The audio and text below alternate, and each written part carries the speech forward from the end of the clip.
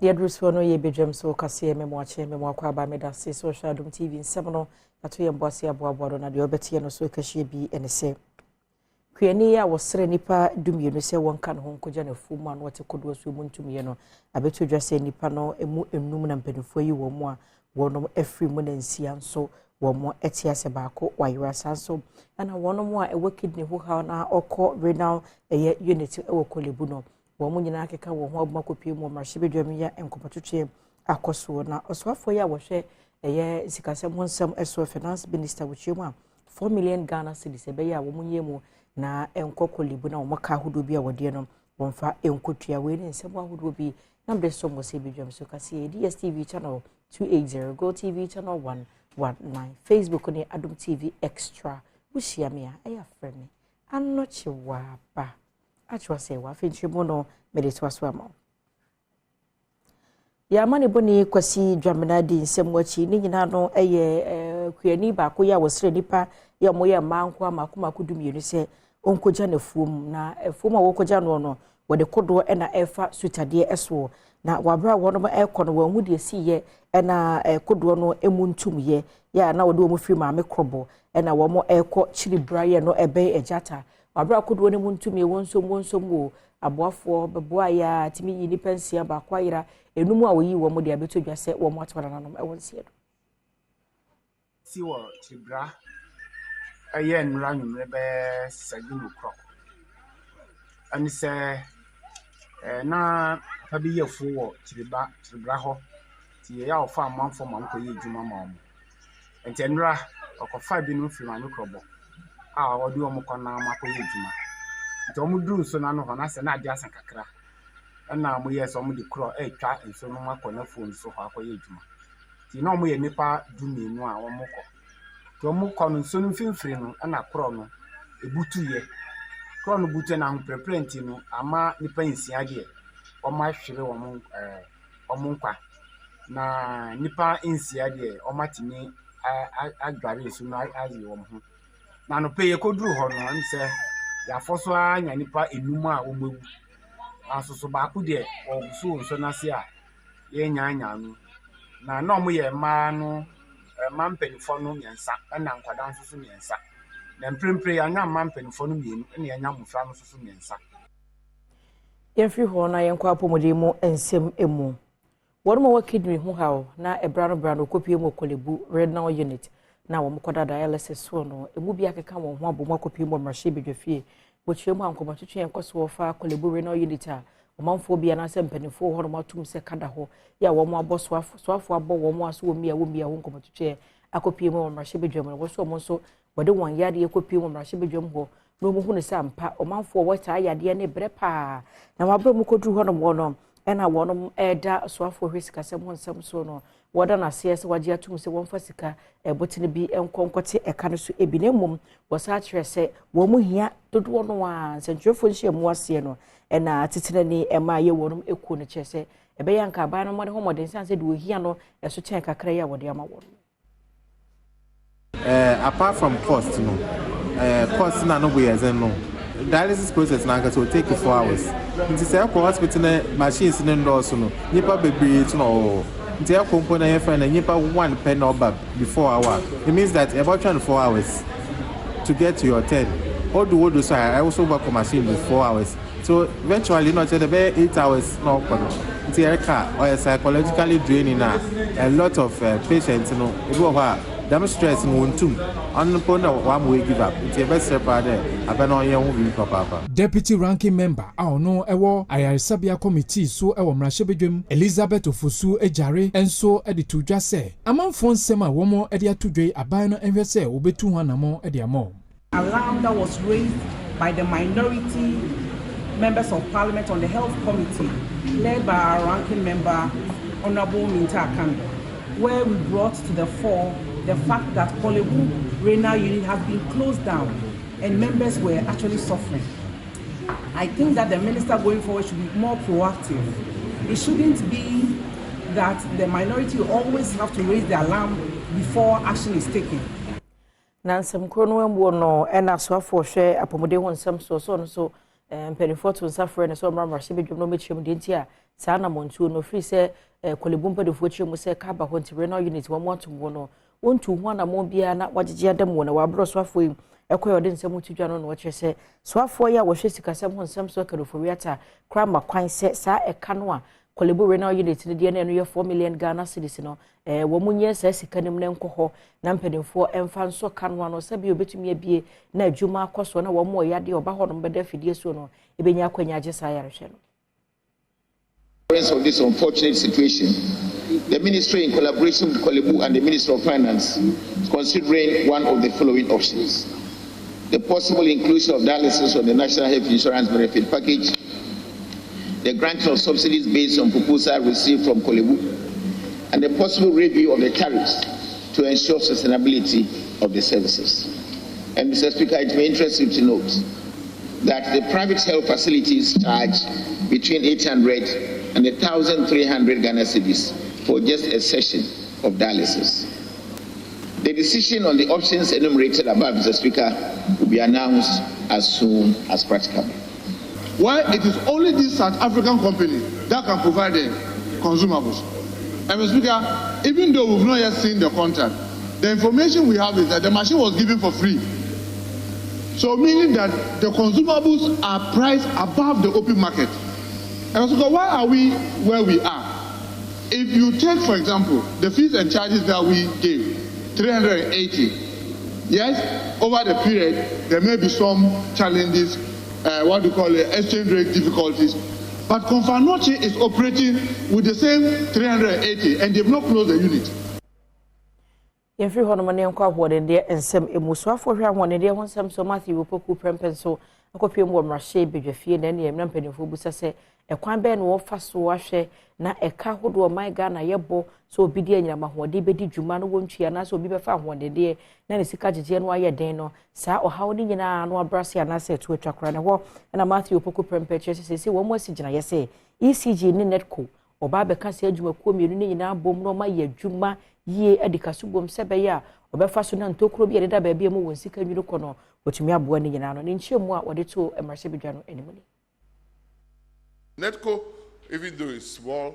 even though it's bleeding, even though it's on the only VRA keeps Netco where it is, it also covers the largest part of the country.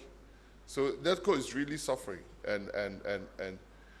the reform agenda that cabinet has approved might mean we have to link Netco and ECG to have one distributor in the country so that they can support each other and roll out better distribution systems.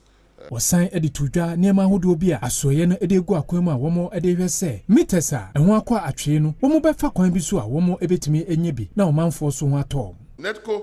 even though it's small, even though it's bleeding, even though it's on the only VRA keeps Netco where it is, it also covers the largest part of the country. So Netco is really suffering, and the reform agenda that cabinet has approved might mean we have to link Netco and ECG to have one distributor in the country so that they can support each other and roll out better distribution. Everyone among young Fango Monse Mojumekwa power say one chef and go home some so National Petroleum Authority no the legal directorate na one modern some matujan watch say one more ebu and shishayen mbra ya ebo National Petroleum Authority no e ho bra no e bra so say sankrofo ni do mu ko gina mranim na mrane ani wo mu di ni nyina ya attorney general say one wa gina the two me so na fe wa appoint a public prosecutor ya one wo behwe na sa act no a ebo eye MP Act 691 no watimi abon ho mode na wo mo atu sa o agina ne nyina no watimi atu wo mo eso esa na yemfi ho no na yen konsem foforo emu a National Best Cocoa Farmer na sa afimpiri ne aduonu ba ko ne mu no kuani ya wodo cocoa pa wo mayi mu ya wonya ho abasobode no ono kura no sa ye National Ambassador for the Cocoa Rehabilitation Program na say cocoa ho adwuma ye ba se wutwitwa ho na wuye ni ye na tima so do so no ono ye panyina wogina mu animu a wo hwe se bekoso na nakodwa mu akon dakwa na wode ensema to cocoa akuafo nyina animu se ohunu sa dache no eye kama pa se cocoa akuafo no wo maba mu ye bu madodo no akrobu akro tonton sase no ebi twa gudi dua mmene ade ade wose dabi omunya abotre sanse hye ye egu akwam no kokoo kuani bi adache ebeyefe ncheba no beka kiro se bomochie wunsu ase anyi na chiri minim potense 2024 ni die kokoo price no wa wonfuo achenchichirem bia ye de kokoo yiho na kuani bia beti de pa na mo price ni die mintimi kan sese na mo mi wogidie mapa se ye wrabo ahiedu nsu no o mekuani bia nso nsanye den ensu nsifo mi pacho efutia mi pese medima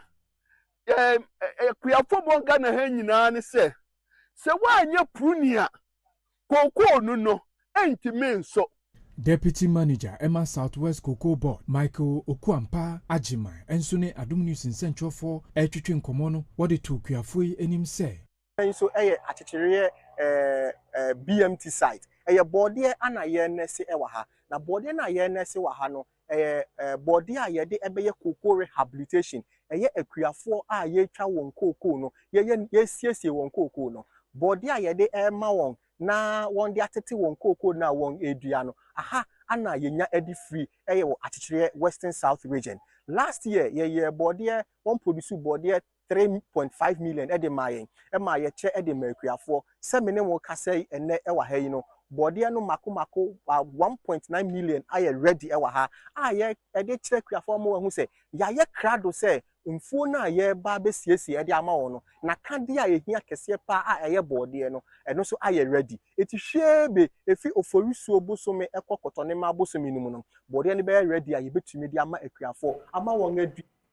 yemfiri ku adwuma mu ne yɛnkɔnsɛntwerɛfoɔ wɔyɛ no nsɛm emu nsɛntwerɛfoɔ nka bomu ko Ghana Journalist Association wɔmo ɛne US Embassy aka wɔn ho abom na wɔmo apao GJA US Embassy Ghana election 2024 na ne nyinaa no yɛ US Embassy ka wɔka GJA ho na ɔman Ghana mpɔtɛmu baabi a nsɛntwerɛfoɔ wɔ hɔ no no entete yɛ sɛ fata no waboade ama ɔmo no kyerɛmu ɛno no ɛbɛma nsɛntwerɛfoɔ hu mfaso ɛwɔ so sɛ yɛkɔ abato ma fimpiri ne aduonu na mbo no ensemo abeka beye no kra ensemo abeka na babe wo mu na de abotoye mu beba na enkofa penche bra ema abato no ekire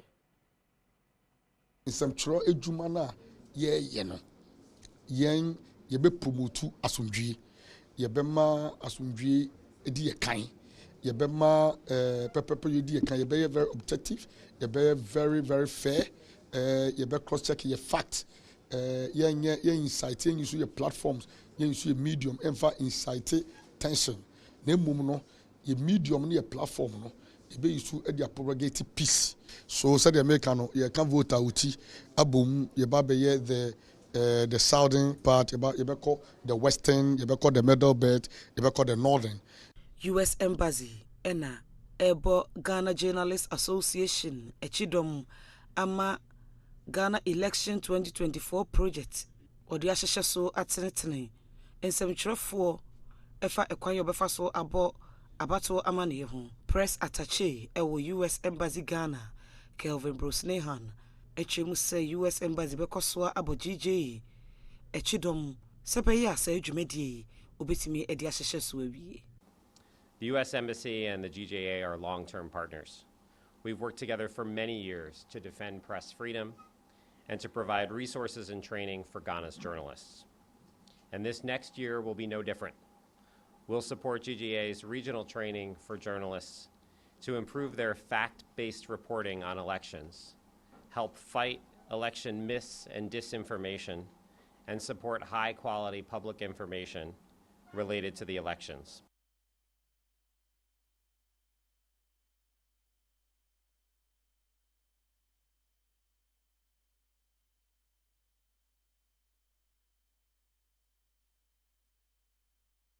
yɛmfiri hɔ ne yɛnkɔnsɛm foforɔ emu a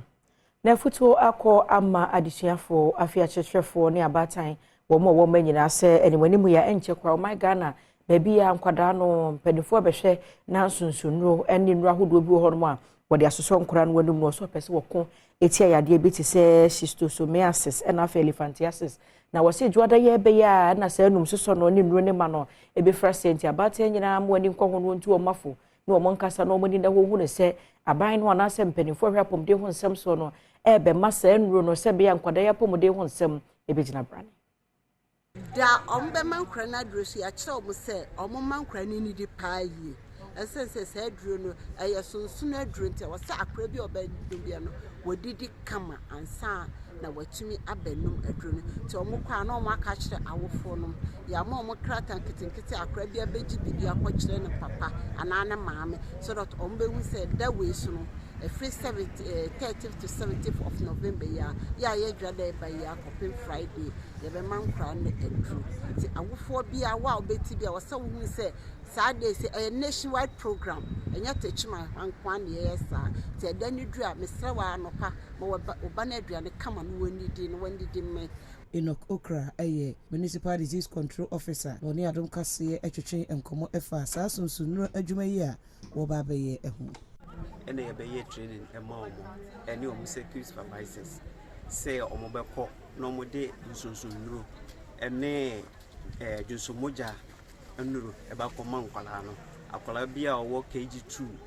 up to JSS3 and our fee 5 years a copim 15 years safo no and a target I did agree a mom ye was soil hermantiasis I freno nsunsun nso bɛyɛ miensa ɛna ɛwɔ saa group bi te sɛ round worm bi te sɛ creep worm hook worm ɔmo nyinaa yɛnyɛ ɔmo firi yɛnua ne die mu ɛne asase na yɛdi mu ngorɔ no saa nneɛma no na ɛde saa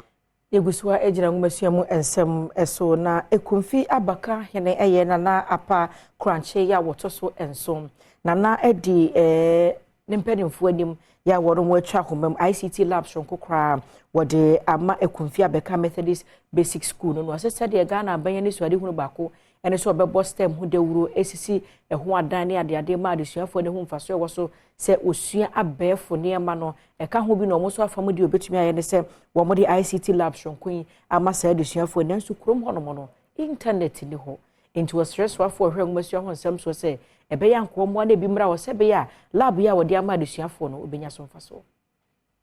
because hane education ministry na no so boye ntum yentwa hane district chief executive yamfaninja osanda ono na hane mensin na la district oshenensa OC president na name the best friend there's a ministry no odoko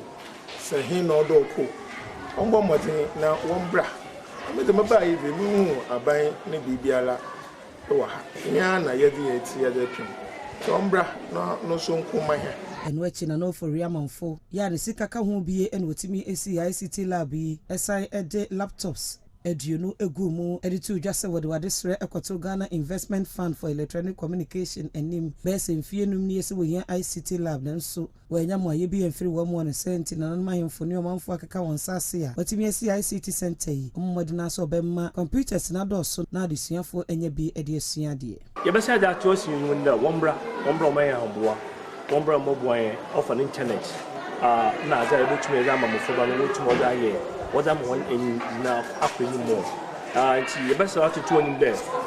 embra ye je hen azade ba to onim no me fin there na acha kakra na ye play character chon there still na no mo mo hwe na woja ye hodam ya boy ye ho edudam do ya ye be hia won boa nti ye mo to class no there ye ko cho wombra no mo boy na yenya oye internet ya fama mfo be na won to won wa adisua for going over training na me sure that what yanka obaye wa boa na wa